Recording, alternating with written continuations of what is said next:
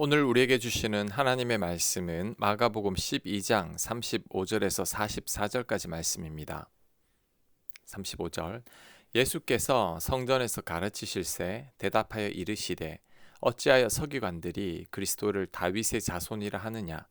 다윗이 성령에 감동되어 친히 말하되 주께서 내 주께 이르시되 내가 네 원수를 네 발 아래에 둘 때까지 내 우편에 앉았으라 하셨도다 하였느니라. 다윗이 그리스도를 주라 하였은즉 어찌 그의 자손이 되겠느냐 하시니 많은 사람들이 즐겁게 듣더라. 아멘. 지금까지 예수님께서 질문을 받으셨는데 이번에는 예수님께서 질문을 하셨습니다. 왜 그리스도를 다윗의 자손이라고 하느냐? 그러면서 시편 110편을 인용합니다.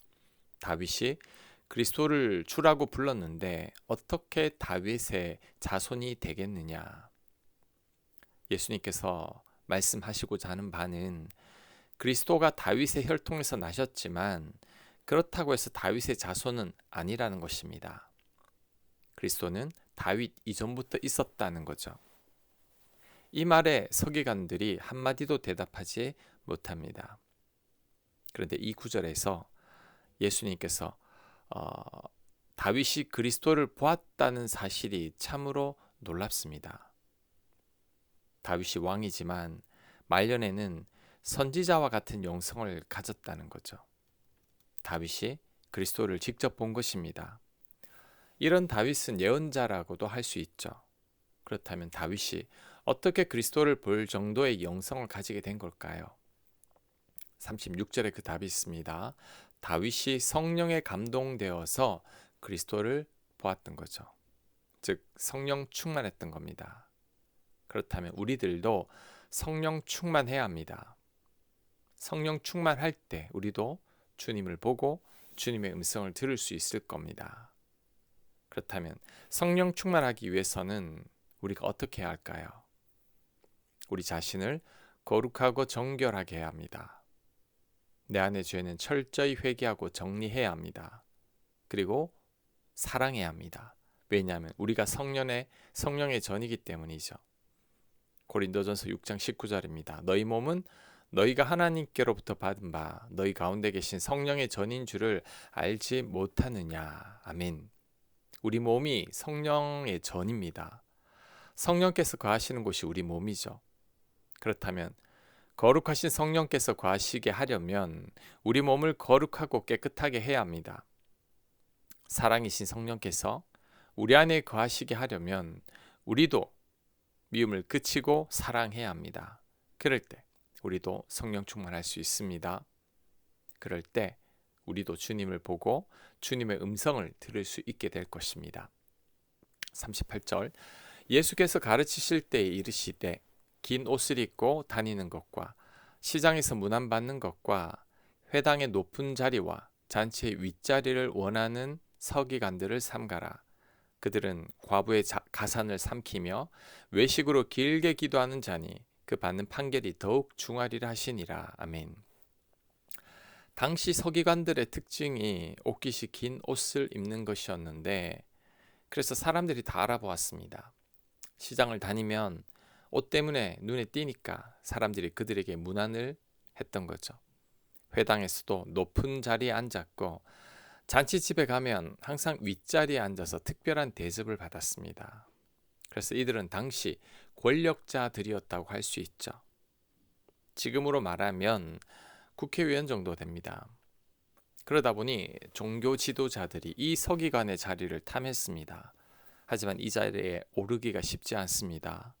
이 자리에 오르려면 권모 술수를 써야 했습니다.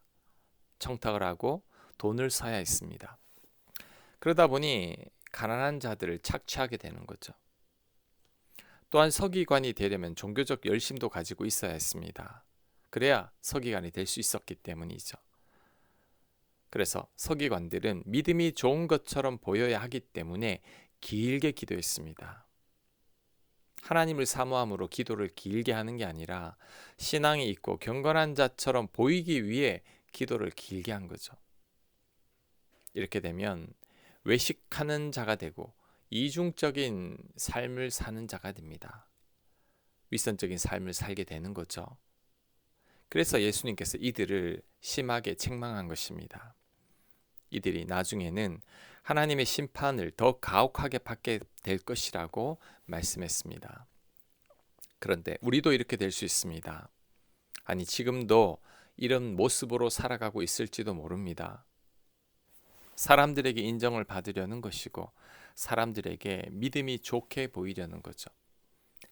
이런 분들이 종교 지도자들처럼 길게 기도합니다. 기도로 설교를 하려는 분들이 있습니다. 모든 예배에 안 빠지는 이유도 믿음이 있는 사람처럼 보이기 위해서죠.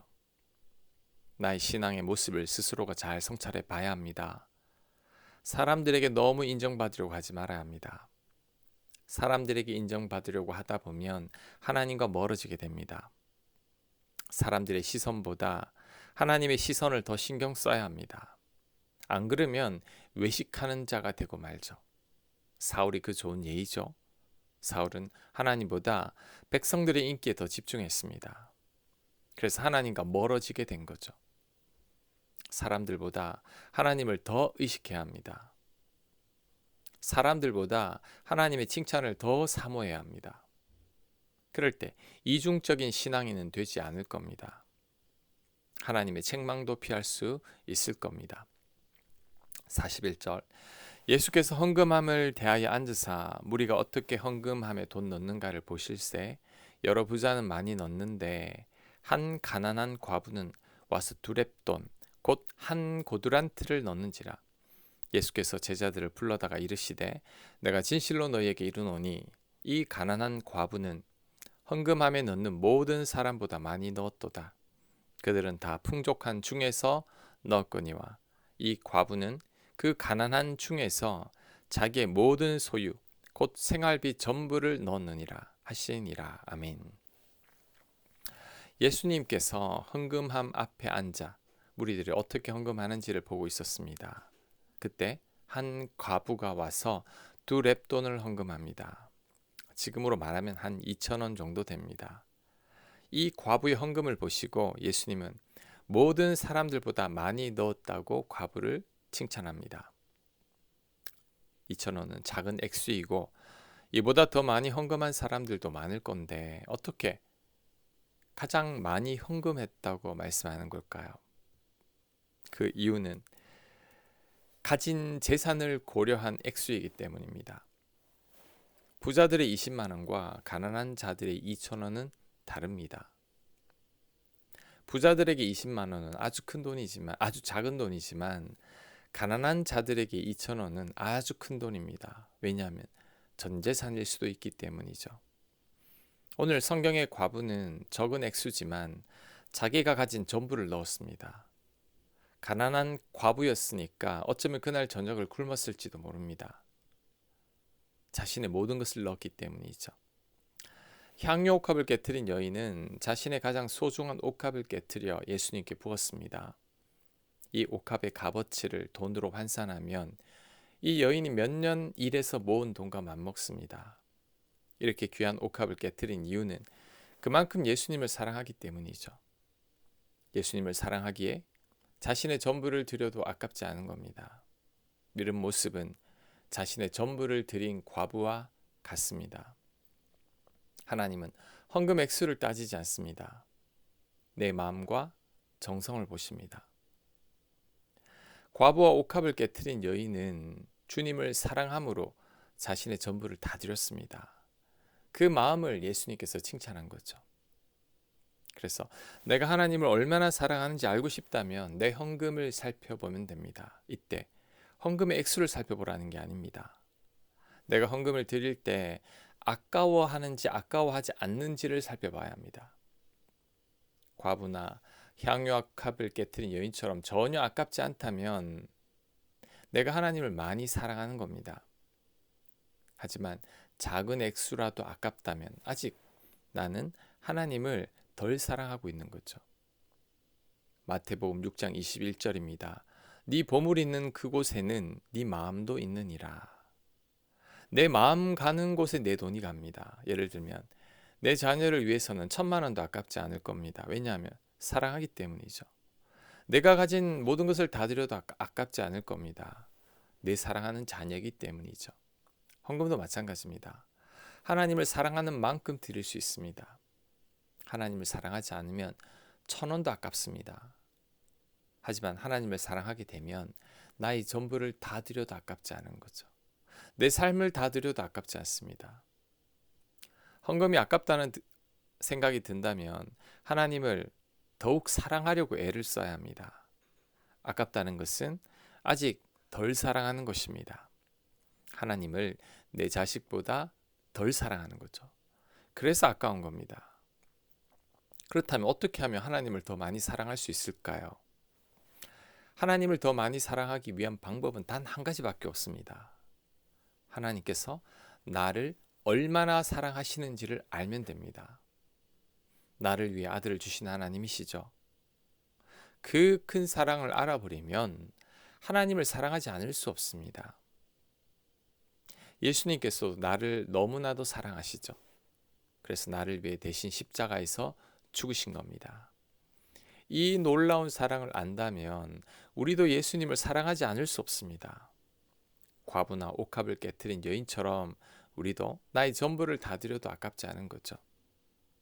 하나님은 돈이 필요 없습니다. 억지로 헌금할 필요 없습니다. 대신에 헌금할 때 아까운 마음은 없어야 합니다. 내가 구원받고 하나님의 자녀가 된 것을 생각해야 합니다. 나를 위해 아들을 주신 하나님과 나를 사랑하사 나 대신해서 십자가에 달리신 예수님을 생각해야 합니다. 우리도 사랑하는 마음으로 하나님께 드려야 합니다. 부자의 많은 돈보다 과부의 작은 돈을 예수님께서 칭찬하신 이유가 바로 여기에 있습니다. 아멘. 묵상과 적용 질문입니다. 나는 헌금할 때 어떤 마음으로 드리고 있는지를 점검해 보시기 바랍니다. 내 보물이 있는 곳에 내 마음도 있다는 말씀을 조용히 묵상해 보시기 바랍니다. 기도합니다. 하나님께 드릴 때 베풀으신 은혜를 기억하게 하옵소서. 하나님의 놀라운 사랑과 은혜를 깨달아 다 드려도 아깝지 않은 저희가 되게 하여 주옵소서. 예수님 이름으로 기도합니다. 아멘.